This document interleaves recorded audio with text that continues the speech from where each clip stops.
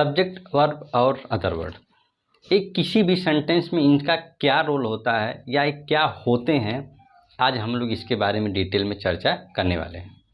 ठीक है, तो आइए देखते हैं कि किसी भी सेंटेंस में सब्जेक्ट, वर्ब और अदर वर्ड क्या होते हैं।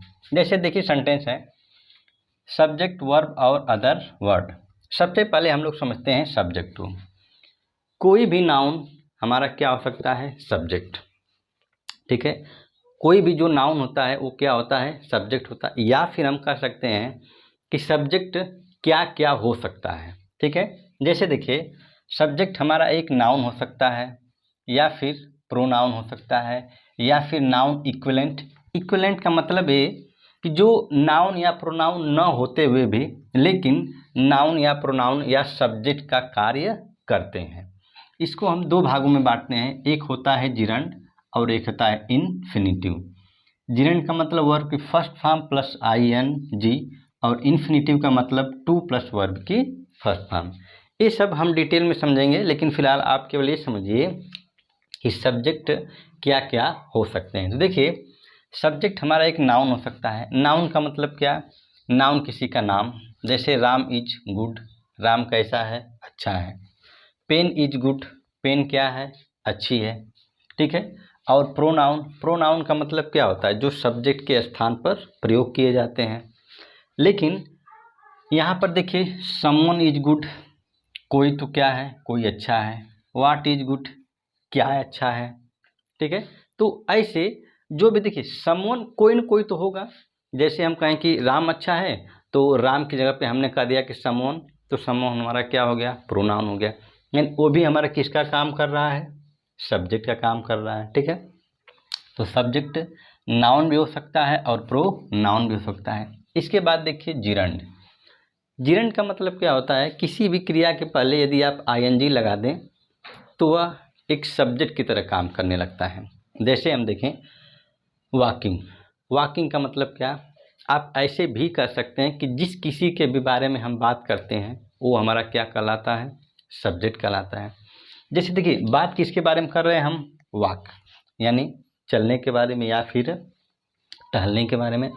तो वॉक हमारा क्या हो गया? एक सब्जेक्ट की तरह काम करेगा। जैसे walking is a good habit, तो ING लग गया तो ये कौन सा रूप हो गया? जिरंड रूप हो गया। और टू प्लस वॉक, ठीक है, टू प्लस वर्ब की first form, to walk is a good habit, यानी टहलना स्वास्थ्य के लिए लाभदायक होता है। इस हिंदी के वाक्यों को आप इंग्लिश में चाहें तो दो तरीके से लिख सकते हैं। पहला है वॉकिंग के साथ यानी जिरंड के साथ, और दूसरा है इन्फिनिटिव के साथ यानी टू प्लस वर्ब की फर्स्ट फॉर्म। इन दोनों तरीके से हम इस इन्फिनिटिव और जिरंड के वाक्यों को लिख सकते हैं। ठीक है, आइए अब कुछ आगे और सब्जेक्ट के बारे में देखते हैं कि सब्जेक्ट क्या क्या हो सकते हैं।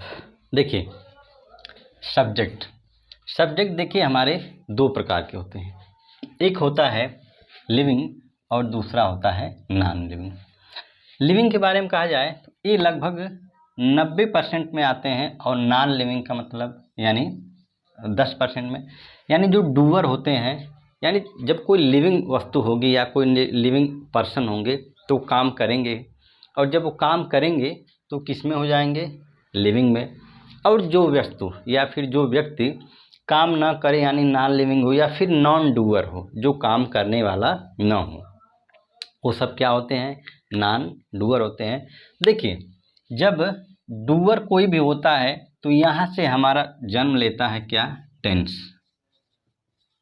ठीक है, टेंस में यहीं से टेंस की शुरुआत होती है, क्योंकि जब कोई भी सब्जेक्ट होगा तो सब्जेक्ट कोई न कोई कार्य को करेगा, और जब कोई कार्य करेगा तो वहाँ से जन्म किसका होता है? टेंस का। और टेंस के जितने भी वाक्य होते हैं वो किस में होते हैं? एक्टिव वॉइस में। ठीक है, यहीं से क्या होता है? Active voice. और नॉन डू जो होता है नॉन डूअर, एक इसमें होता है पैसिव वॉइस में। ठीक है, तो पैसिव वॉइस का मतलब क्या? जो कोई कार्य न करे उसी को तो पैसिव वॉइस कहते हैं, या फिर जिसके ऊपर कार्य किया जाता है। जैसे हम कहें कि सब्जी बिकती है, सब्जी क्या करती है? बिकती है। यानी क्या सब्जी खुद को बेचती है? जी नहीं, बल्कि सब्जी को किसी के द्वारा क्या किया जाता है? बेचा जाता है। किताब पढ़ी जाती है, तो क्या किताब खुद को पढ़ती है? जी नहीं। तो किताब क्या हो गया? नॉन लिविंग यानी नॉन डूअर, जो काम न करता हो। तो ऐसे वाक्य जब भी होता है तो हमेशा वो क्या होता है? पैसिव वॉइस में होता है। और इसके लिए देखिए क्या होता है, सब्जेक्ट होगा, इसके बाद हेल्पिंग वर्ब होगी और इसके बाद वर्ब की थर्ड फॉर्म। ये पैसिव वॉइस की पहचान होती है।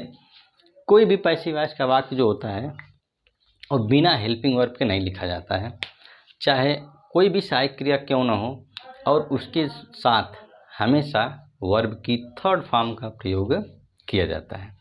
देखिए ये हैं हमारे सब्जेक्ट। सब्जेक्ट क्या क्या हो सकते हैं? लिविंग, नॉन लिविंग, डूअर और नॉन डूअर।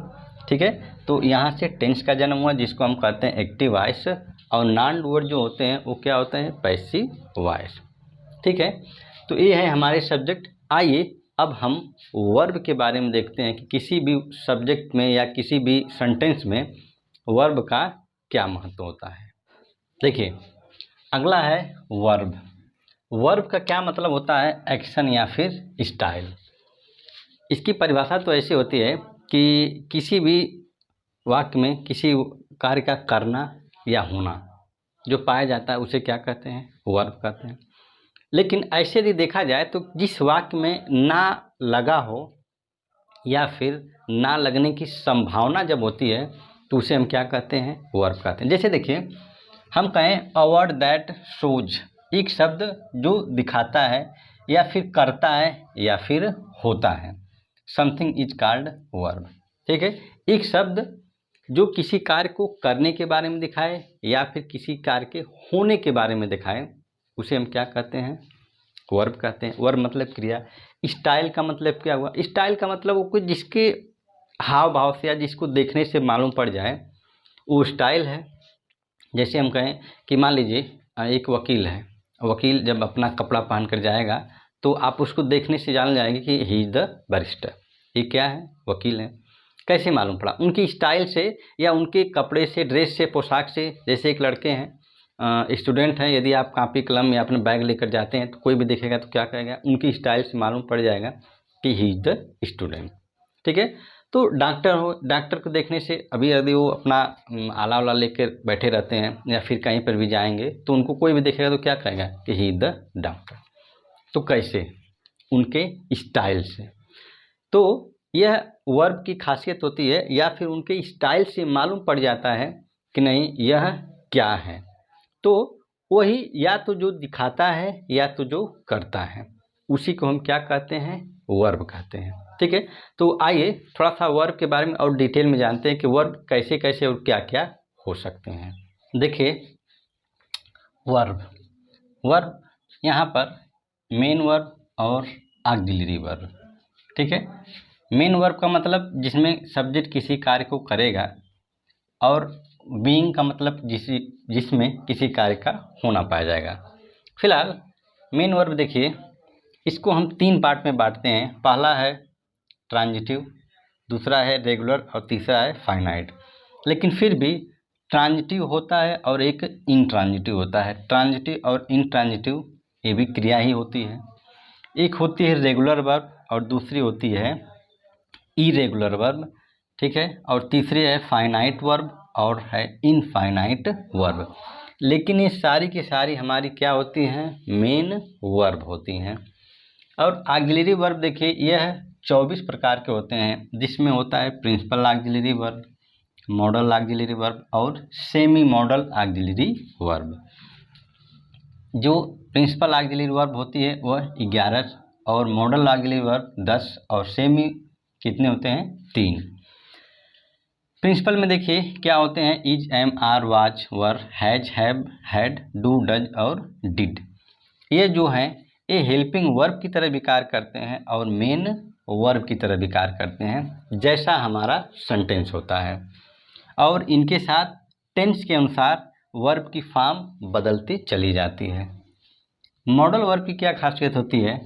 इसमें हमेशा वर्ब की फर्स्ट फॉर्म लगती है और इसमें 10 प्रकार के मॉडल हेल्पिंग वर्ब होती हैं। जैसे will, would, shall, should, can, could, may, might, must और आट, टू। इन सभी क्रियाओं के बाद केवल और केवल वर्ब की फर्स्ट फॉर्म ही आती है, लेकिन जब कभी इनके बाद बी लग जाए या कभी हैव लग जाए तो वहाँ पर जो वर्ब की फॉर्म होती है वो बदलती चली जाती है। जैसे कभी हैव लग गया तो वहाँ पे वर्ब की थर्ड फॉर्म लग जाएगी, कभी बी लग गया, चाहे कभी बीन लग गया तो वहाँ पर आईएनजी फॉर्म लग जाएगी। तो ये फिलहाल हम लोग आगे देखेंगे, लेकिन आप ये जान लीजिए कि मॉडल ऑक्सिलरी वर्ब कितने होती हैं, 10 होती हैं।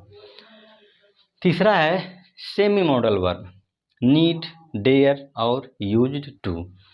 ये जो 3 सेमी मॉडल वर्ब होते हैं ये एकदम मेन वर्ब की तरह हमेशा कार्य करते हैं, ठीक है, और इसके अलावा कोई भी वर्ब नहीं होती है, ठीक है। तो ये है हमारी वर्ब जिसमें एक मॉडल वर्ब, मेन वर्ब और दूसरा होता है ऑक्सिलरी वर्ब, ठीक है।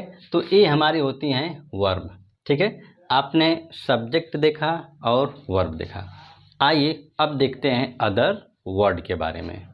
देखिए अदर वर्ड का मतलब क्या होता है, इसमें हमारे ऑब्जेक्ट भी होते हैं और कॉम्प्लीमेंट भी होते हैं। ऑब्जेक्ट क्या होता है, जिस पर सब्जेक्ट द्वारा किए गए कार्यों का प्रभाव पड़ता है वो क्या होता है, ऑब्जेक्ट होता है।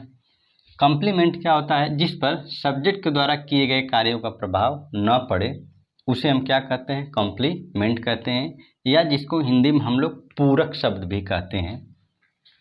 देखिए ऑब्जेक्ट 2 प्रकार के होते हैं, एक डायरेक्ट ऑब्जेक्ट और एक होते हैं इनडायरेक्ट ऑब्जेक्ट। डायरेक्ट और इनडायरेक्ट का मतलब क्या, देखिए I ate an apple, I eat an apple, मैं एक सेब खाता हूँ। अब देखिए मैंने कार्य किया तो क्या मेरा प्रभाव सेब पर पड़ा, जी हाँ, ठीक है। तो जिस पर प्रभाव मेरा पड़ता है वही तो क्या कहलाता है, ऑब्जेक्ट कहलाता है।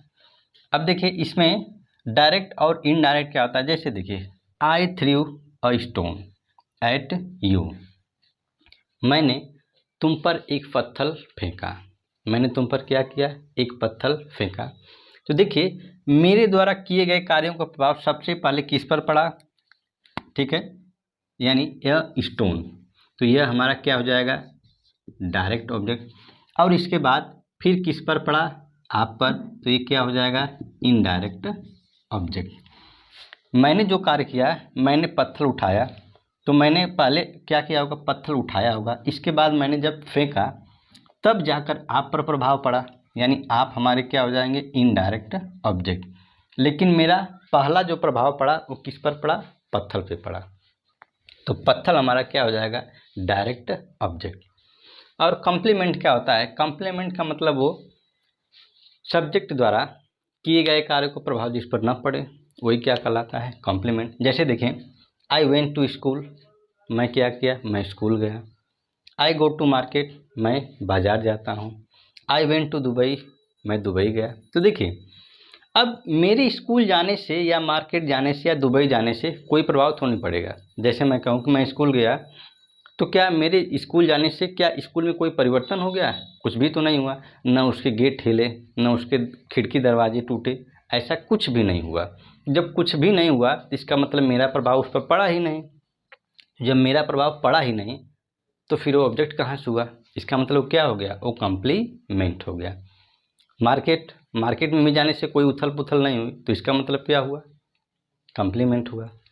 मेरे दुबई जाने से दुबई पे कोई भी प्रभाव नहीं पड़ा तो इसका मतलब क्या हुआ, वो भी हमारा कॉम्प्लीमेंट हुआ, यानी केवल एक पूरक। और आप जान लीजिए जो भी कॉम्प्लीमेंट वाले सेंटेंस होते हैं उसका पैसिव वॉइस नहीं बनता है, ठीक है। तो आज हमने देखा सब्जेक्ट, वर्ब और अदर वर्ड के बारे में, ठीक है। एक छोटी सी वीडियो थी, तो मैं उम्मीद करता हूँ कि आपको सब्जेक्ट, वर्ब और अदर वर्ड अच्छे से समझ में आ गया होगा। फिलहाल अब हम लोग आगे सेंटेंस में क्या क्या पाए जाते हैं, सब्जेक्ट, सिंगुलर, प्लूरल क्या होते हैं, इसके बारे में बाद में चर्चा करेंगे। तो फिलहाल मैं उम्मीद करता हूं कि इस वीडियो से आपको कुछ न कुछ सीखने को ज़रूर मिला होगा। यदि वीडियो आपको पसंद आई हो तो वीडियो को लाइक और शेयर ज़रूर करें और कमेंट में बताएं कि वीडियो आपको कैसी लगी। चैनल को सब्सक्राइब करें और बेल आइकन की घंटी को ज़रूर दबाएँ, ताकि जैसे ही अगली वीडियो का अपलोड हो तो उसका नोटिफिकेशन आपको सबसे पहले मिल सके। तब तक के लिए टेक केयर, गुड बाय।